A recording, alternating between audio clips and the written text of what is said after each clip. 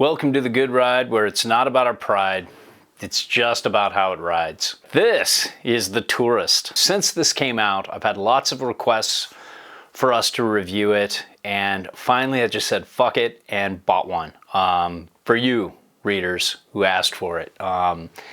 Also, I just kept getting more and more curious the more I've been skinning, occasionally split boarding, but mainly using drift boards before the runs open, and having a boot like this with a skinner-friendly construction really appeals to me, so I thought I'd give it a go.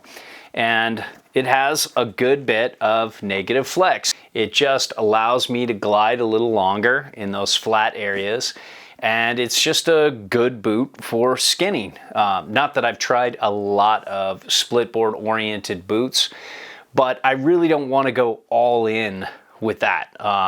So what I want is a boot that can also ride the resorts, and this does that very well. It has a little bit of that ion, a little bit of the driver X, kind of footbed wise, but then it's still its own boot, and I've been enjoying it so far. I haven't had much time on it, but check back midwinter and see how it's been going when we do a follow-up review. As far as sizing goes, it's just like every Burton boot. They just, they've been doing this so long, they really just nailed the consistency. Any boot I get from Burton is pretty much guaranteed it's going to fit. Sometimes you get some weird off things here and there, but overall, compared to most companies I've worked with and reviewed, this is probably one of the best when it comes to consistency of construction. And I'm a size 9E. It just fits me so well. It just feels like they really did go off a Brannock scale, and which is the thing you see in the shoe stores that measure your feet, and it just fits really well. It's great for size like C, D, E width boots or width feet. So if you're one of those, this could be a good fit for you. If you run on the narrower side foot-wise or really wide, not sure if this will work. You might have to go to a ruler wide if you're really wide, or a photon wide, which would be a better call. Just if you're narrow, probably nothing in Burton would work for you, but it all depends foot to foot. Generally though, it's best for those mid-wide-ish kind of feet like mine. So in terms of flex and response, this has been used a few days, but the flex is like, especially right here in the tongue, is like medium stiff, and I like that. It's got and it's got response to match. It's got a little bit of that ion type response that's kind of fun and pretty, like it's not quite as magical as the ion. That's just the magic turner. I don't think I've ever ridden a boot like that the way it initiates turns, but this is not personality-less either, like a lot of boots. Most boots don't have much personality. They just fit. They're just there to be comfortable and not really be felt. That's their thing. So good response.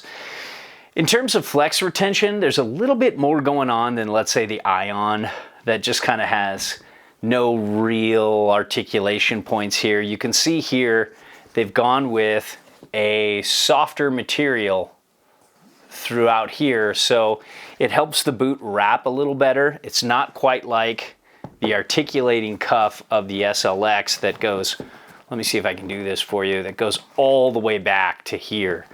And when it forward flexes, it just works with your forward flex really well and wraps really well across the top of your foot.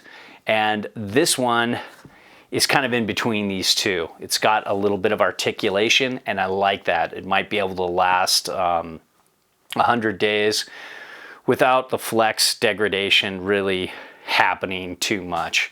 And then let's get into the rest of the construction. Let's break down the shell here. You know, nice reinforced toe. All these boots have great reinforcement in the toe, and that's something I forgot to talk about in these reviews. But I love just this hard plastic here. it's gonna last a while, and I like that part. You can see this, like kind of like, it's almost like neoprene, so it flexes back easy here, so you're not really getting a lot of reflex retention out of this area. There's a little reinforcement down at the bottom, and kind of like a really dense, kind of like woven material. I don't know what it is, but it's there for a little extra reinforcement. Inside the shell, you've got some cool stuff, kind of the same stuff you have with the higher end, you know, the really expensive Ions and the really expensive SLX. You can kind of see that little rubbery footbed there, and it has that same reflective material underneath to give you a little extra heat, which is kind of important when you have reduced footprints like this. It might not be as warm as some of the other boots, but I'd rather have a reduced footprint than a warm boot. Let's get into the liner.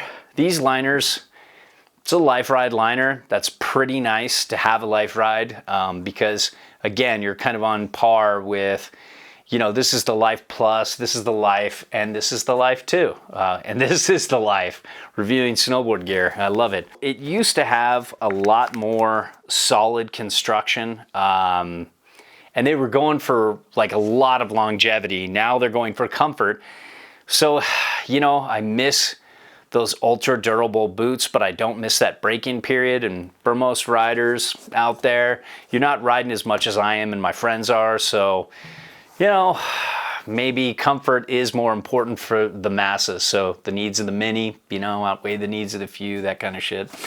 Anyways, you've got a different type of outside here compared to the Life Ride liner in the Ion and in the SLX. But this is kind of like more of the old school from a few years ago when they just had a real soft EVA foam. The other one is more wrapped and different. But the rest of the liner seems very similar. I love this overlap. I haven't talked about that in the other boot reviews, but I just love this Velcro overlap. It really works with a wide variety of calf sizes. In terms of adjustability, you have your just typical Burton speed lacing, and I love it. Just 3 up top, 3 down the bottom. Tighten this if you want, leave it loose if you want. Don't overcrank, don't ruin your feet. You want to keep snowboarding as long as you possibly can. It's still fun for me, even on the dark side of my 40s, and I don't ever want to stop, so I don't overcrank him. You shouldn't either. You'll fuck up your feet. Inside here, in terms of heel hold, you've got 2 J-bars here, but that's about it. If you're somebody who likes that overlap that really wraps around and pulls in your heel, all you have is this. You can add some boot fitting foam around the J-bars or augment the J-bars so they pinch in more and hold your heel in place, and you can put it all around. But it's tricky work, and if you're, you know, if you just want that out of the box, then you might have to go to another brand. But if you're like me, I've never noticed a problem with heel hold, and it's been great. On and off, this is pretty easy. It's speed lace. You just pull each one tight. You have a, you know, you have this inside here that you tighten up around your liner. Then you tighten these 2 up and you go. It's actually faster than BOA getting on. Getting off BOA is a little easier because it's just less of a mess. And with this, you kind of have to pop and you kind of have to pull. But it's very easy on and off, and there are no complaints either way. So about the insole, all insoles in the industry basically that come with the boots suck. You probably want to get something else. You could go full-on custom orthotic like the Sansole that I have. That's just been great for me. I've had it for like 6-7 years now, and it's getting pretty beat up. It's been in a lot of boots, but it really fits my foot well, but it's a few $100. It's expensive. So if you can't afford that, you might want to get like something from Footprint insole technology that's only like in the $40 to $50 range. It heat molds to your foot, and it also adds shock absorption. It considerably increases the shock absorption inside your boot, so that's a good thing. As far as traction goes, it does a great job gripping in cold, gripping in hot weather. It's just kind of a multiple weather grip. It's just always consistent and good, and I just love having Vibram outsoles. I would prefer that. This has Vibram, but the SLX doesn't quite have as much as this guy.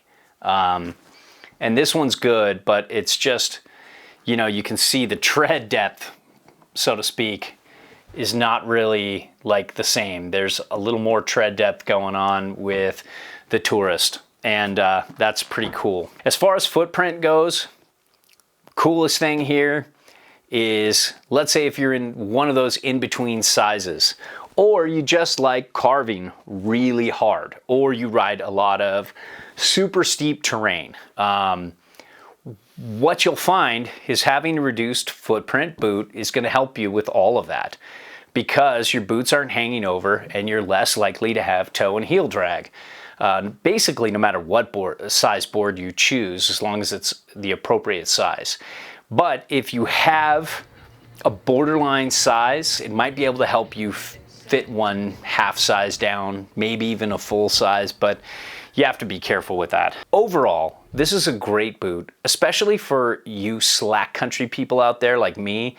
You want to do some hiking, you want to do here and there, you want to do some skinning here and there, but you also want a boot that's going to be able to handle the resort pretty well. This is one of them. I just like the way it turns. It's pretty comfortable day one, and overall, I think it's a good call, especially if you are fully committed to the backcountry. I can't tell you yes or no. But if you're like me and kind of that in-between world, this is a definite yes.